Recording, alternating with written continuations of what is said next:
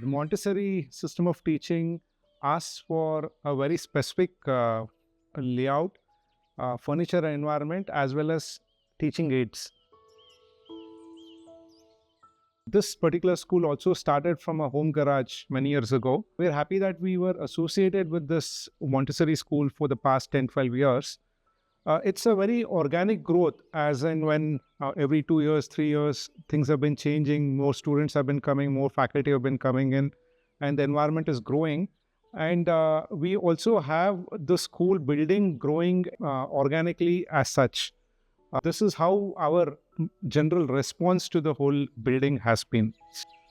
So this particular school is located in Tiptur. It is a growing town. In fact, when we started it, we referred this project as the rural school. The Montessori system asks for a home environment, and we wanted to also make this kind of a hugging environment for the children. Although this is a big space as such, large volumes, the Montessori system believes in interactive spaces and mixed age groups, and we were able to provide for that within this environment. The furniture placement forms the different learning groups, so that is one of the highlights of this. The other thing is, this is a key learning environment. So we had a big space, and then we had a visual connection between all the environments. The existing building already hinted at the way the new building had to come. It had some pitched roofs and some sloped roofs and terracotta tiles. Another interesting fact was when we went into this building, there was some old doors, windows, tiles available. So we thought we will reuse and repurpose that. But we also thought, putting a window in a regular way or a fashion may kind of be one thing boring. Another thing is we thought we will lower the window so that the kids can look out and they don't feel intimidated in a large volume as such. And when we designed the new office and then the unwell child bay as well, we deliberately kept it more organic. One is to create a small space within a larger space, and also removed these sharp corners, kind of had this flowing profile, rounded edges, and softened it, so to speak, because we did not want the children to feel like, in a regimented or a structured space, because there is this concern about office and authority and things like that. We wanted to see how we can do as a design response, soften these things for the children and make it more friendly for them. And hopefully that will help them open up and interact and become, relate to their teachers more often and in a better way. At some point in time, we had started with an oxide flooring, but we had to switch to a more tile flooring because of the levels and materials and so on. But when we did that, we kind of took a nice bright yellow so that it feels, lively.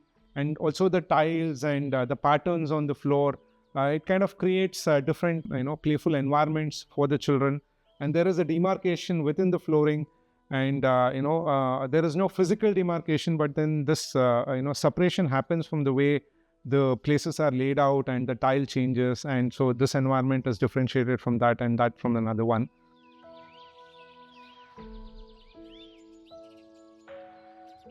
The open environment helps for the teachers to keep visual control up from one environment to other. They can interact, they can have eye contact, they can watch over the children without having to put them in fixed rooms and fixed classrooms as such. Sometime last year, we added another wing, a perpendicular wing, which is the multi-purpose hall and then the dining room as such. That block also houses the new toilets for the kids. There's a separate toilet for the boys and girls, and each of it has its own tile pattern and, again, lower windows so that they don't feel intimidated again. And once we added that wing perpendicular to the main building as such, it kind of formed a forecourt between the drop-off area and then the new wing. There we were able to provide an outdoor landscape. This whole process of designing a children's play space, especially as a garden, in conjunction with the architectural element, was very enjoyable.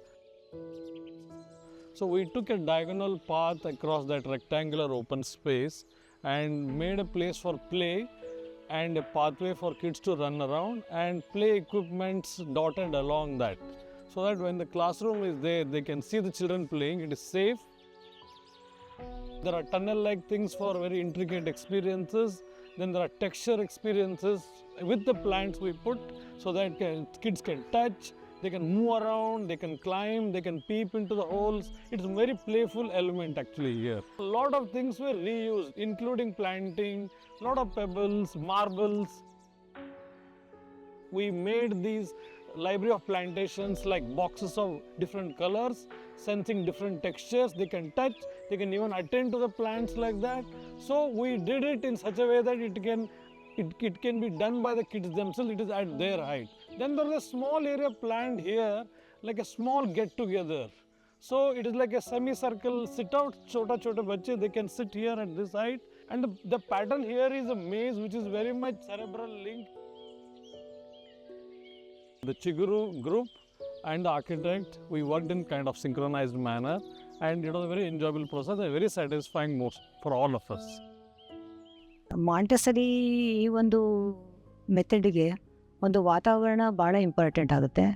ಆ ವಾತಾವರಣ ನಮ್ಮಲ್ಲಿ ಒಳಗೆ ಇದೆ, ಅದೇ ವಾತಾವರಣನ ಆಚೆನೂ ಮಾಡಬೇಕು ಅನ್ನೋದು ಅಭಿಪ್ರಾಯ. ಇದನ್ನು ತಿಳ್ಕೊಂಡು ನಮ್ಮ ಆರ್ಕಿಟೆಕ್ಟ್ ಅವರು ಒಂದು ವಾತಾವರಣನ ತುಂಬ ಚೆನ್ನಾಗಿ ರೆಡಿ ಮಾಡಿ ನಮಗೆ ಕೊಟ್ಟಿದ್ದಾರೆ. ವಾಗೀಶ್ ಅವರು ಸಹಿತ ಅದರಲ್ಲಿ ಆಟ ಮತ್ತು ಪಾಠ ಎರಡಕ್ಕೂ ಆಗುವಂಥ ಒಂದು ವಾತಾವರಣನ ಮಕ್ಕಳಿಗೆ ಆಟದಲ್ಲೇ ಕಲಿಯುವಂಥ ವಾತಾವರಣದ ಸಹಿತ ಕ್ರಿಯೇಟ್ ಮಾಡಿಕೊಟ್ಟಿದ್ದಾರೆ. ಮತ್ತು ಎರಡೂ ವಾತಾವರಣಗಳು ಸೇರಿ ನಮಗೆ ಈ ಒಂದು ಸ್ಕೂಲ್ ನಡೆಸಲಿಕ್ಕೆ ತುಂಬಾ ಉಪಯೋಗ ಆಗಿದೆ. ಅದರಲ್ಲಿ ಮಕ್ಕಳು ತುಂಬ ಖುಷಿಯಿಂದ ಕಲಿತಾರೆ ಮತ್ತು ಇಷ್ಟಪಟ್ಟು ಸ್ಕೂಲಿಗೆ ಬರ್ತಾರೆ. ಇದರಿಂದ ನಮಗೆ ತುಂಬಾ ಅನುಕೂಲ ಆಗಿದೆ. ಇದನ್ನೆಲ್ಲ ಅಳವಡಿಸ್ಕೊಟ್ಟು ಒಂದು ಆರ್ಕಿಟೆಕ್ಚರಲ್ಲಿ ಇದರಿಂದ ಮಾಡಿಕೊಟ್ಟಂಥ ನಮ್ಮ ಆರ್ಕಿಟೆಕ್ಟ್ ಅವರಿಗೆ ನಾನು ತುಂಬ ಹೃದಯದ ಧನ್ಯವಾದಗಳನ್ನ ಹೇಳೋಕ್ಕೆ ಇಷ್ಟಪಡ್ತೇನೆ.